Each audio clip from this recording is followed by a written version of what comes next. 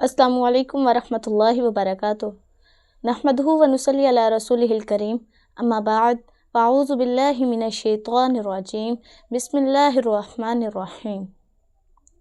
رب اشرح لی صدری ویسر لی امری واحلل عقدۃ من لسانی یفقہوا قولی۔ کل ہم نے سورۃ البقرہ کی آیت نمبر 1 اور 2 کی تفسیر کی تھی، تو آج ہم اللہ کی رحمت کے ساتھ آیت نمبر 3 کی تفسیر کریں گے۔ تو آئیے ہم اپنی تفسیر کی جانب بڑھتے ہیں۔ الذین یؤمنون بالغیب ویقیمون الصلاۃ ومما رزقناہم ینفقون۔ الذین، جو لوگ یؤمنون، ایمان لائے، بالغیب، بغیر دیکھے، ویقیمون الصلاۃ، اور قائم کرتے ہیں نماز، ومما رزقناہم ینفقون، اور وہ خرچ کرتے ہیں جو رزق دیا ہے۔ یہ ایک آیت جو ہے یہ متقین کی صفات بیان کر رہی ہے، جنہیں سورۃ البقرہ کی آیت نمبر 2 میں ھدی للمتقین کہا گیا۔ اب یہاں پر یہ سوال پیدا ہوتا ہے کہ یہ ان متقین کی صف میں تو کھڑا کر دیے گئے، ان کے اندر کون سی صفات تھی، یا یہ کون سے اعمال کرتے تھے کہ جن کی وجہ سے ان کو متقین کہا گیا؟ متقی کی سب سے پہلی صفت اللہ رب العزت نے جو بیان کی وہ یہ ہے، یؤمنون بالغیب، وہ بغیر دیکھے ایمان لاتے تھے۔ سب سے پہلے غیب پر ایمان لانے کی ڈیفینیشن کو سمجھیں کہ وہ کون سی چیزیں غیبی ہیں جن پر ایمان لایا جاتا ہے۔ غیب سے مراد وہ چیزیں جو حواس سے باہر ہوتی ہیں، یعنی کہ وہ محسوس نہیں کی جاتی ہیں، باہر ہوتی ہیں۔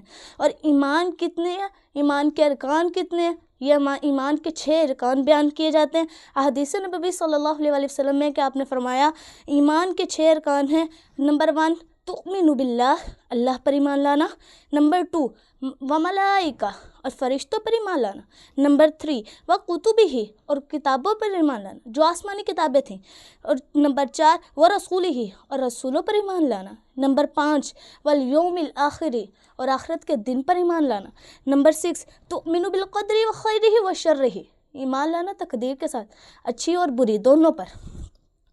جب ان 6 ارکان پر ایمان لائیں گے تو ہمارے اندر یؤمنون بالغیب کی صفت آ جائے گی۔ اگر ان میں سے کسی بھی رکن بھی ہمارے ایمان میں کمزور ہوگا تو یؤمنون بالغیب کا لیول مکمل نہیں ہوگا۔ آگے دوسری صفت اللہ رب العزت نے جو بیان فرمائی ہے وہ یہ ہے کہ یقیمون الصلاۃ، اور وہ نماز قائم کرتے ہیں۔ یہاں یہ نہیں کہا کہ وہ لوگ نماز پڑھتے ہیں، بلکہ کہا یقیمون الصلاۃ، وہ نماز قائم کرتے ہیں۔ اقامت الصلاۃ کا مطلب ہے کہ وہ صرف نماز نہیں پڑھتے، بلکہ نماز کو باقاعدگی سے ادا بھی کرتے ہیں، اس کے تمام ظاہری اور باطنی آداب کو ملحوظ بھی رکھتے ہیں، وقت کی پابندی کرتے ہیں، خشوع اور خضوع کے ساتھ نماز کو ادا کرتے ہیں۔ تیسری صفت جو بیان ہوئی وہ ہے وَهُمْ رَزَقْنَاهُمْ يُنْفِقُونَ، ایمان والے مال و دولت صرف اپنی ضروریات پر خرچ نہیں کرتے، بلکہ دوسروں کے حقوق بھی ادا کرتے ہیں، اور صدقہ خیرات، زکوٰۃ بھی ادا کرتے ہیں، اور فقراء کی مدد بھی کرتے ہیں۔ پھر اس کے بعد جو یہاں پہ ہم کا ذکر جو آ رہا ہے وہ لفظ عموم پر دلالت کرتا ہے، یعنی صرف مال ہی نہیں بلکہ علم، وقت، صلاحیت جو بھی اللہ نے دیا ہے وہ سب اللہ کی راہ میں خرچ کر دیتے ہیں۔ آیت نمبر 5 والذین یؤمنون بما انزل الیک وما انزل من قبلک وبالآخرۃ ھم یوقنون۔ اس آیت کے اندر اللہ تعالیٰ نے 3 چیزوں کا ذکر کیا۔ نمبر 1 والذین یؤمنون بما انزل الیک، اور وہ ایمان رکھتے ہیں اس چیز پر جو ہم نے آپ کی طرف نازل کی، یعنی کہ یہ قرآن پاک۔ پھر اس کے بعد دوسرے نمبر پر وما انزل من قبلک، دوسرے نمبر پر وہ ایمان رکھتے ہیں ان چیزوں پر جو آپ سے پہلے کتابیں نازل کی گئیں۔ اس کی پہلے تشریح کر لیتے ہیں کہ والذین یؤمنون بما انزل الیک، جو کچھ آپ پر نازل کیا اس پر ایمان رکھتے ہیں، یعنی قرآن مجید پر دل سے یقین رکھتے ہیں، اس کے احکام، تعلیمات اور وعدے وعید سب کو سچ مانتے ہیں، محض زبانی دعویٰ نہیں کرتے بلکہ دل سے تصدیق کرتے ہیں اور عمل کرتے ہیں۔ پھر اس کے بعد وما انزل من قبلک، یعنی پچھلی آسمانی کتابوں پر ایمان، تورات، زبور، انجیل وغیرہ پر بھی ایمان رکھتے ہیں۔ اس کے بعد جو آخری صفت ایمان والوں کی بیان ہوئی وہ یہ ہے کہ وبالآخرۃ ھم یوقنون، اور وہ آخرت پر یقین رکھتے ہیں۔